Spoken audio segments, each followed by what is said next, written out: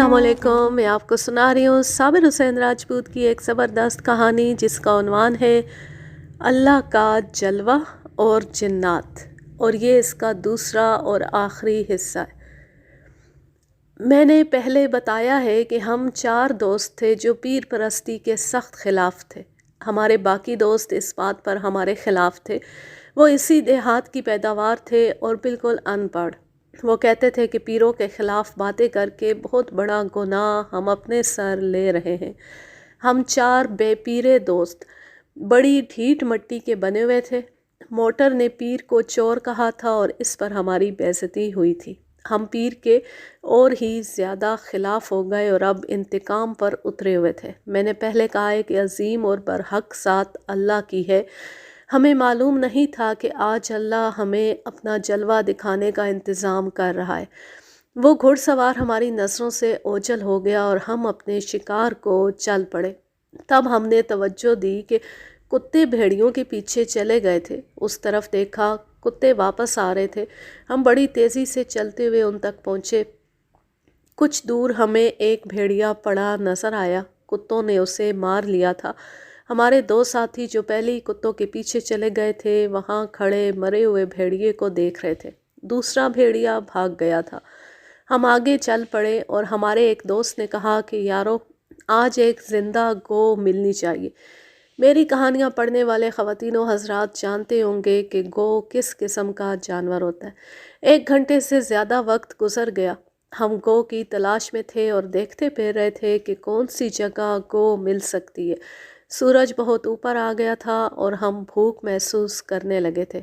एक बड़े चौड़े सायादार दरख्त के नीचे जा बैठे और अपने साथ लाया हुआ खाना सामने रख लिया और खाने लगे। हम खाना खा रहे थे कि हमारे एक साथी ने एक तरफ देखा और कहा, आ दोस्त, खाना खाओ।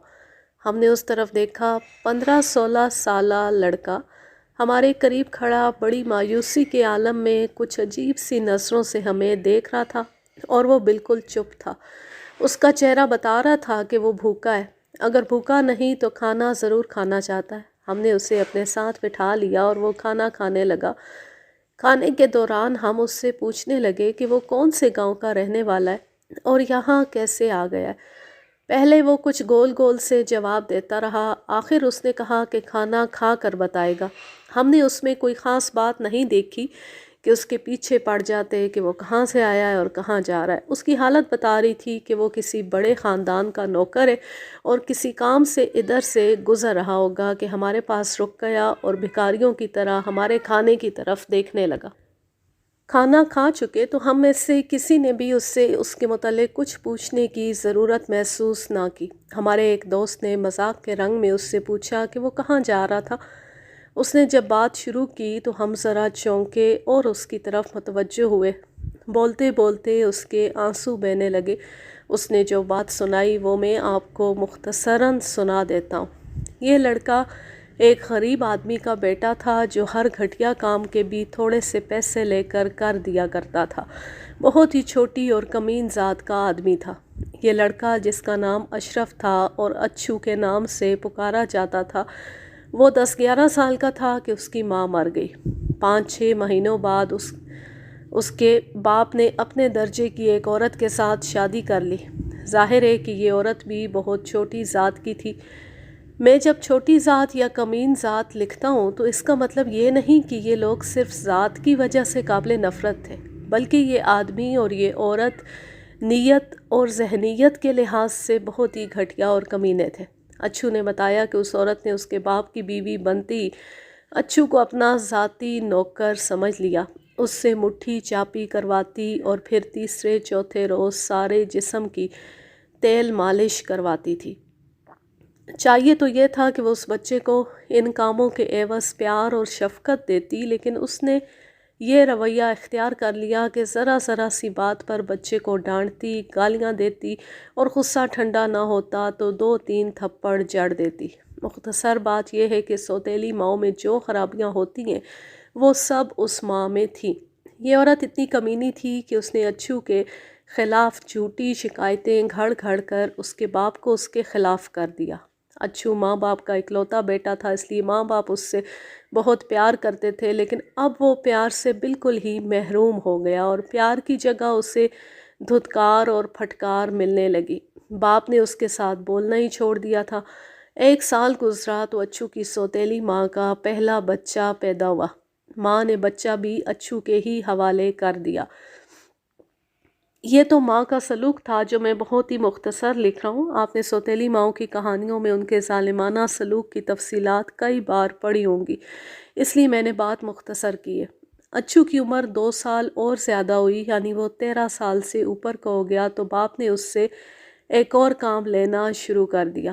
وہ یہ کہ باپ کبھی کبھی آدھی رات کے وقت جگا لیتا اور قبرستان میں لے جاتا، اسے انسانی جسم کی کوئی ہڈی سمجھا کر کہتا کہ فلاں جگہ جاؤ، وہاں 3-4 قبریں بے گئی ہیں اور مردوں کے پنجر ننگے ہو گئے، ان میں سے کسی کی یہ ہڈی اٹھا لاؤ۔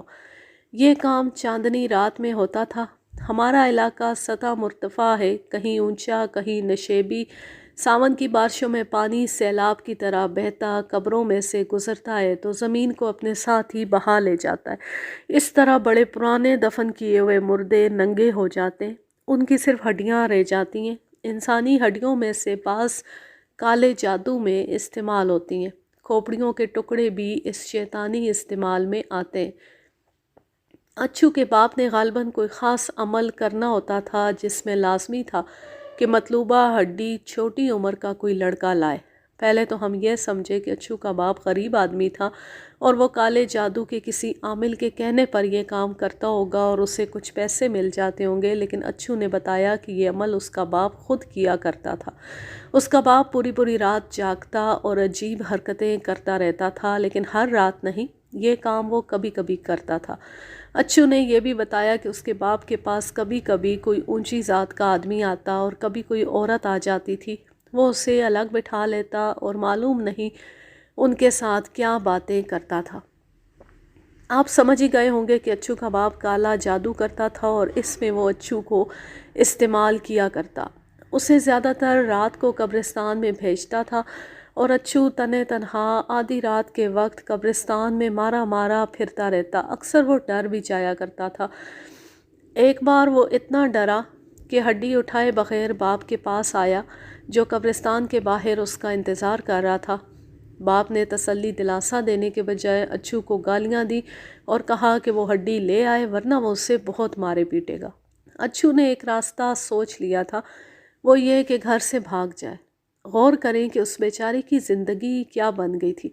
باپ اس سے یہ ڈراؤنے کام لیتا اور اس کے عوض اسے باپ کا ذرا سا پیار بھی نہ ملتا، بلکہ یوں معلوم ہوتا تھا کہ باپ اس انتظار میں رہتا تھا کہ اچھو کوئی غلط حرکت کرے تو باپ اسے مارے پیٹے۔ ادھر سوتیلی ماں تھی جو اچھو کو انسان کا بچہ سمجھتی ہی نہیں تھی، اسے وہ بے حس جانور سمجھتی اور جانوروں کی طرح ہی استعمال کرتی تھی۔ اچھو کو کبھی موقع ملتا تو ماں کی قبر پر جا کر اتنا روتا کہ اپنے آپ پر قابو پانا مشکل ہو جاتا۔ ایک روز اچھو ماں کی قبر پر رو رو کر گھر آیا تو سوتیلی ماں نے اس کی آنکھیں دیکھیں جو لال سرخ ہو گئی تھی۔ صاف پتہ چلتا تھا کہ روتا رہا ہے۔ سوتیلی ماں نے پوچھا کہ کیا ہوا ہے اور وہ کیوں روتا رہا ہے۔ اس نے بتایا کہ وہ ماں کی قبر پر چلا گیا تھا اور وہاں روتا رہا ہے۔ سوتیلی ماں نے اپنا سلیپر اتارا اور یہ سلیپر اچھو کے سر پر اور پھر منہ پر مارا اور بولی کہ وہ ماں مر گئی ہے اور اب میں تمہاری ماں ہوں۔ خبردار جو مری ہوئی ماں کی قبر پر کبھی روئے تو جان سے مار کر اسی قبر میں دفن کر دوں گی۔ اچھو مسلسل برداشت کرتا چلا آیا اور اس عمر کو پہنچ گیا۔ اب اس کی عمر 16 سال ہو گئی تھی۔ اس نے ایسے ظالمانہ حالات میں پرورش پائی تھی، ان حالات نے اسے 12-13 سال کی عمر میں ہی جوان کر دیا تھا اور اس کے اندر بارود بھرتا جا رہا تھا۔ وہ جب ہمارے پاس بیٹھا اپنی مظلومیت کی باتیں بتا رہا تھا، اس سے 1-2 روز پہلے رات کو باپ نے اسے پھر قبرستان میں بھیجا اور انسانی جسم کی خاص ہڈی لانے کو کہا۔ یہ کام تو وہ کرتا ہی رہتا تھا۔ اس رات اس نے عہد کر لیا کہ یہ کام نہیں کرے گا۔ وہ قبرستان میں چلا گیا اور کچھ دیر بعد واپس آ کر باپ کو بتایا کہ ہڈی نہیں ملی۔ باپ نے گالی گلوچ کی اور اچھو باپ کے آگے ڈٹ گیا۔ اس نے کہا کہ وہ آج رات ایک بار پھر قبرستان میں نہیں جائے گا۔ باپ شاید بھانپ گیا تھا کہ لڑکا خود سر ہو گیا ہے۔ باپ نے اپنا روب رکھنے کے لیے کہا کہ چلو آج نہ سہی، کل تمہیں یہ ہڈی لانی ہی ہے، خواہ تمہاری جان چلی جائے۔ یہ کہہ کر باپ اسے واپس لے آیا۔ اگلے روز اچھو کا باپ گھر نہیں تھا۔ اس کی سوتیلی ماں نے کسی بات پر اسے گالی دے کر کہا کہ وہ ابھی یہ کام کرے۔ اچھو نے صاف انکار کر دیا۔ وہ دراصل باغی ہو چکا تھا۔ پہلی بار اس نے سوتیلی ماں کی حکم عدولی کی اور اس طرح بولا تھا۔ سوتیلی ماں نے حسب معمول اپنی جوتی اتاری اور اچھو کو مارنے کے لیے آگے بڑھی۔ اچھو نے اس کا بازو پکڑ لیا اور ایک جھٹکے سے اس کا بازو مروڑا اور کہا کہ آج کے بعد وہ اپنی یہ بے عزتی برداشت نہیں کرے گا۔ سوتیلی ماں نے بہت بک بک کی لیکن اچھو گھر سے نکل گیا تھا۔ اچھو کو یہ نظر آ رہا تھا کہ سوتیلی ماں اس کے باپ سے شکایت کرے گی۔ اچھو باپ کے آگے ڈٹ جانے کا فیصلہ کر چکا تھا۔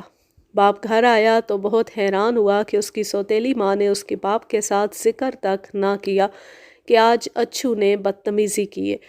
شام کے بعد سب حسب معمول سو گئے۔ آدھی رات کے وقت باپ نے اچھو کو جگایا اور اسے قبرستان لے گیا۔ اچھو خاموشی سے اس کے ساتھ چلا گیا۔ قبرستان پہنچ کر باپ پیچھے ہی رک گیا اور اچھو سے کہا کہ کل والی ہڈی آج لے کر ہی آئے۔ اچھو کوئی اور ہی ارادہ کر چکا تھا۔ وہ قبرستان میں چلا گیا اور دوسری طرف سے قبرستان سے نکل گیا اور پھر چلتا ہی رہا۔ اس نے گھر سے بھاگ جانے کا پکا ارادہ کر لیا تھا۔ اسے معلوم نہیں تھا کہ وہ کہاں جائے گا۔ وہ چلتا ہی گیا اور جب اس نے محسوس کیا کہ اس کا باپ اس کے پیچھے نہیں آئے گا تو وہ ایک جگہ رک گیا اور زمین پر لیٹا تو فوراً ہی اس کی آنکھ لگ گئی۔ ہمارا علاقہ ایسا ہے کہ مویشی ہو یا انسان تھوڑی دور جا کر اس طرح غائب ہو جاتا ہے جیسے اسے زمین نے نگل لیا۔ اگلی صبح اس کی آنکھ اس وقت کھلی جب سورج بہت اوپر آ گیا تھا۔ وہ اٹھا اور چل پڑا۔ بھوک نے اسے پریشان کرنا شروع کر دیا تھا۔ وہ چلتا گیا اور اس جگہ آن پہنچا جہاں ہم بیٹھے کھانا کھا رہے تھے۔ اس کی فوری ضرورت کھانا ہی تھی جو اسے مل گیا، اور جب اس نے دیکھا کہ ہمارے دلوں میں اس کے لیے ہمدردی اور پیار ہے تو اس پر جو گزری تھی وہ اس نے ہمیں سنا ڈالی۔ ہم نے اس سے پوچھا کہ وہ کہاں جانا چاہتا ہے۔ اس کی آنکھوں میں آنسو آ گئے۔ پھر اس نے کہا کہ اسے کچھ پتہ نہیں کہ وہ کہاں جائے۔ وہ پہلی بار اپنے گاؤں سے نکلا تھا۔ ہم نے ایک دوسرے کی طرف دیکھا۔ ہم میں سے بولا کوئی بھی نہیں۔ خاموشی میں ہم نے طے کر لیا کہ اس لڑکے کو اپنے گاؤں لے چلتے ہیں۔ اسے کہا کہ وہ ہمارے گاؤں چلا چلے، اسے روٹی بھی ملے گی اور کچھ پیسے بھی مل جایا کریں گے۔ وہ تو پہلے ہی پناہ ڈھونڈ رہا تھا۔ اس نے روتے ہوئے کہا کہ وہ سب کی خدمت کرے گا، اسے کوئی اپنی پناہ میں لے لے۔ اس نے اپنی مظلومیت کی جو داستان سنائی تھی وہ میں نے آپ کو بہت تھوڑی اور مختصر کر کے سنائی ہے۔ اس نے تو ذرا سی باتیں بھی سنائی تھیں، اور اس کے باپ نے اور اس کی سوتیلی ماں نے اس پر ایسے ستم توڑے تھے کہ ہمارے دل موم ہو گئے۔ میں آپ کو اپنی بات بتاتا ہوں۔ میرے دل میں ایسی ہمدردی پیدا ہوئی کہ دل میں آئی کہ اسے اپنا بھائی بنا کر گھر میں رکھوں اور اس کی سوتیلی ماں کو قتل کرنے سے بھی گریز نہیں کروں گا۔ اس کے ساتھ ہم نے کچھ ضروری باتیں طے کر لیں اور اس سے کہا کہ ہم ساری عمر اسے اپنے گاؤں میں رکھیں گے، اور اگر اس نے ہمیں دھوکہ دیا تو پھر اس کے لیے ٹھیک نہیں ہوگا۔ اس نے آنسو بہاتے ہوئے ہاتھ جوڑ کر کہا کہ وہ اپنی جان دے دے گا، دھوکہ نہیں دے گا۔ ہم اپنے شکار پر کچھ اور آگے گئے، 2 خرگوش کتوں سے مروائے اور واپس چل پڑے۔ وہ گاؤں جس کے ایک گھر میں آگ لگتی اور پتھر گرتے تھے ہمارے راستے سے 1.5-2 فرلانگ ہٹ کر تھا۔ واپسی پر ہم نے سوچا کہ اس گاؤں میں جانا تو ابھی مناسب نہیں کیونکہ وہ لوگ ابھی غصے میں ہوں گے، لیکن اس گاؤں کے ذرا قریب سے گزریں گے۔ گاؤں کا کوئی آدمی کھیتوں میں کام کرتا مل ہی جائے گا، اس سے اس گھر کے متعلق کوئی نئی خبر پوچھیں گے۔ ہم اس گاؤں کے قریب پہنچے تو راستہ بدل لیا تاکہ گاؤں کے بالکل قریب سے گزریں۔ ہم گاؤں کے بالکل ہی قریب چلے گئے اور گاؤں کے کچھ آدمی اور بچے اتنے سارے کتے دیکھ کر ہمارے پاس آ گئے۔ ہم 4 دوست اس گاؤں میں گئے اور وہاں ٹھہرے بھی تھے، اس لیے 2-3 آدمیوں نے ہمیں پہچان لیا۔ ہم نے اس گھر کے متعلق پوچھا تو ہمیں بتایا گیا کہ اس گھر کا وہی حال ہے جو پہلے تھا، کوئی تبدیلی نہیں آئی تھی۔ اتنے میں ایک بڑا ہی معزز آدمی مل گیا۔ معزز سے میری مراد یہ ہرگز نہیں کہ وہ کوئی باعزت آدمی تھا، یہ اس قابل تھا کہ ہر کوئی اس کی عزت کرتا۔ معزز اس لیے کہہ رہا ہوں کہ اس نے 2 گھوڑا بوسکی اور لٹھے کی شلوار پہنی ہوئی تھی اور سر پر مشہدی لنگی تھی جو زری کلے پر بندھی ہوئی تھی۔ یہ لباس دیہات میں کسی بڑے امیر آدمی کا ہوتا ہے۔ اس نے مونچھوں کو تاؤ دے رکھا تھا۔ ہمارے پاس آ کر اس نے بڑے رعبدار لہجے میں بات کی۔ وہ ہمارے کتوں کو دیکھ رہا تھا۔ اس کے ساتھ کچھ باتیں ہوئیں۔ اس دوران اس نے ہم چاروں دوستوں کو پہچان لیا اور اس طرح کی پند و نصیحت شروع کر دی کہ خدا کے بعد پیر کا درجہ ہوتا ہے اور ہم پیروں کی بے ادبی سے توبہ کریں، ورنہ خدا کی طرف سے ہمیں بہت بری سزا ملے گی۔ ہم نے کچھ بھی نہ کہا، اس کی باتیں سنتے رہے اور وہاں سے چل پڑے۔ گاؤں سے کچھ دور چلے گئے تو اچھو نے ایک انکشاف کیا۔ اس آدمی کو میں جانتا ہوں، یہ 3-4 بار میرے باپ کے پاس آیا تھا۔ مجھے پورا یقین ہے کہ یہ کوئی عمل کروانے آیا تھا۔ یہ جب آخری بار آیا تو میں نے اپنے باپ کو 2 راتیں جاگتے اور عمل کرتے دیکھا تھا۔ اچھو کی اتنی سی بات سن کر سب سے پہلے میں نے کہا کہ یہ شخص اسی گھر پر عمل کروانے گیا ہوگا جس گھر میں پتھر گرتے ہیں اور آگ لگتی ہے۔ کسی طرح یہ معلوم کروایا جائے کہ اس کی اس خاندان کے ساتھ کوئی دشمنی تو نہیں۔ میرے دوستوں نے میری بات سے اتفاق کیا۔ اس گاؤں کے جو بزرگ ہمارے بزرگوں کے پاس شکایت لے کر آئے تھے ان میں یہ بھی تھا، اور سب سے زیادہ باتیں اسی نے کی تھیں۔ یہ یقین دلا رہا تھا کہ یہ جنات ہیں جو اس گھر سے انتقام لے رہے۔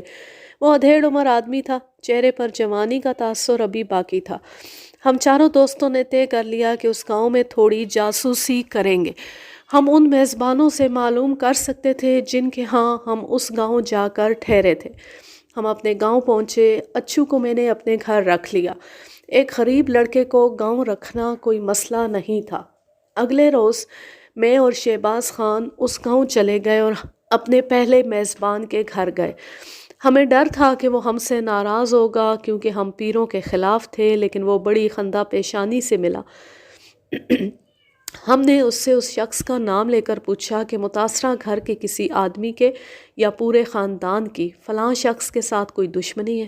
زبردست دشمنی ہے، ہمارے میزبان نے بتایا۔ یہ دشمنی کچھ پرانی چلی آ رہی ہے۔ ہمارے علاقے میں خاندانی اور پرانی دشمنی کوئی عجیب بات نہیں، یہ تو جیسے ہمارے کلچر کا ایک حصہ ہے۔ ہمارے میزبان نے ہمیں اس دشمنی کی پوری ہسٹری سنائی جو میں آپ کو نہیں سناؤں گا کیونکہ بات لمبی ہو جائے گی۔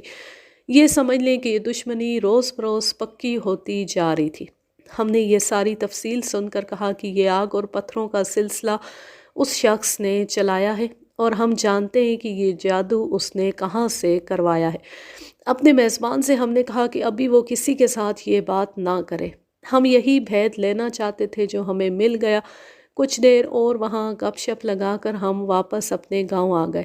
ہمیں اس گھر سے جس گھر میں پتھر گرتے تھے کوئی ہمدردی یا دلچسپی تھی یا نہیں یہ الگ بات ہے۔ ہمیں جوابی حملہ کرنے کا سامان مل گیا تھا۔ ہم نے اپنی بے عزتی کا انتقام لینا تھا۔ اس سے اگلے روز ہم چاروں دوست گھوڑیوں پر سوار ہوئے اور اس گاؤں جا پہنچے جس گاؤں میں اچھو کا باپ رہتا تھا۔ اس گاؤں میں ہم اجنبی تھے۔ ہم نے اچھو کا نام لے کر پوچھا کہ اس لڑکے کا گھر کہاں ہے۔ ہمیں اس کے گھر کا پتہ چلا تو وہاں جا کر اچھو کے باپ کو باہر بلایا۔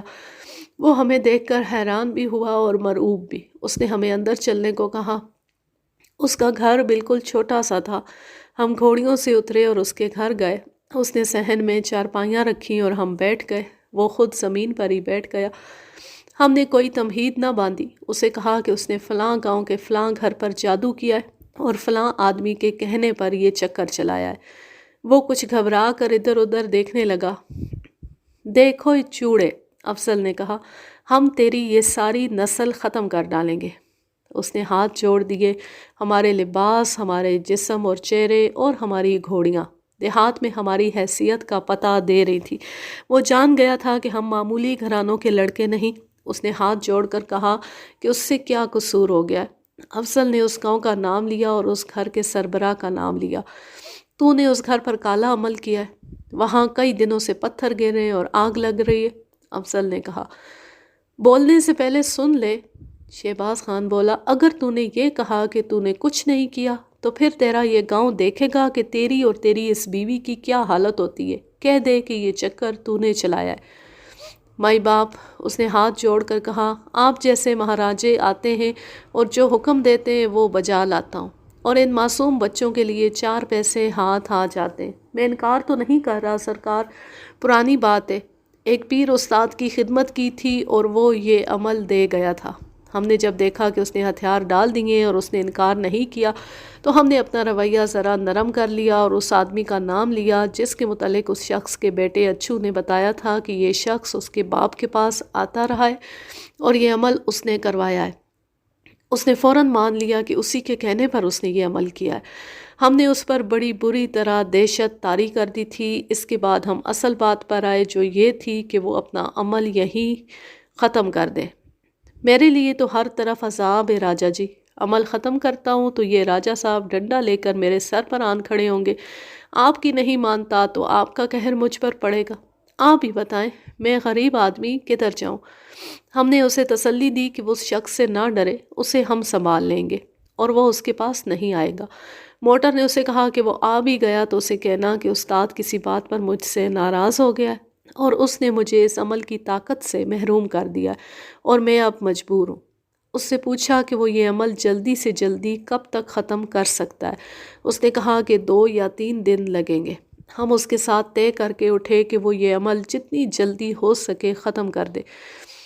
اس زمانے میں دیہات کا کلچر کچھ اور ہوتا تھا۔ ہم باہر نکلے تو 4-5 معزز آدمی کھڑے تھے جن میں سے ایک کے متعلق پتہ چلا کہ نمبردار ہے۔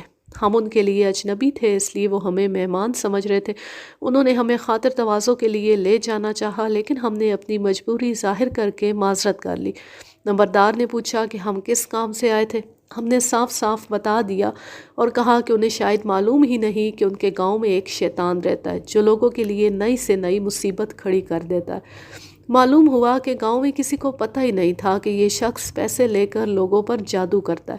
نمبردار نے اسے باہر بلایا اور ایک ہی سانس میں بہت سی گالیاں دے ڈالی اور اسے کچھ دھمکیاں دی۔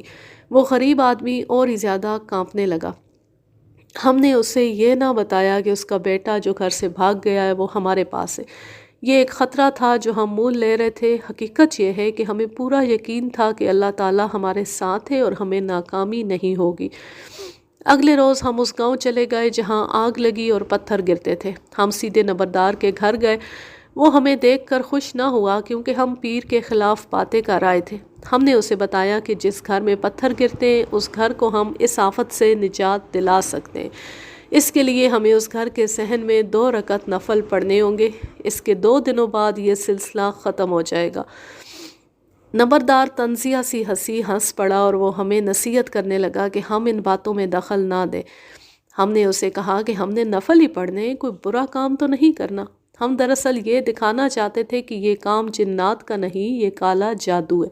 نمبردار مان گیا۔ نمبردار نے گاؤں کے بزرگوں کو اطلاع دی اور بزرگ نمبردار کے گھر آ گئے۔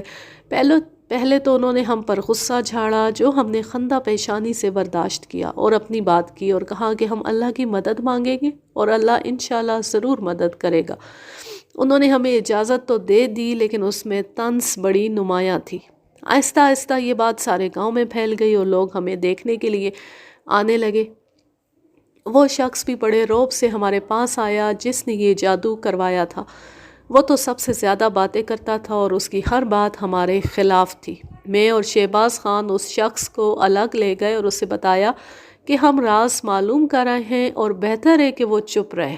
ہم نے اس سے کہا کہ اس کا راز کسی کو نہیں بتائیں گے اور اگر اس نے ہم پر رعب جھاڑنے کی کوشش کی تو پھر اس گاؤں میں اس کی بڑی زیادہ بے عزتی ہوگی۔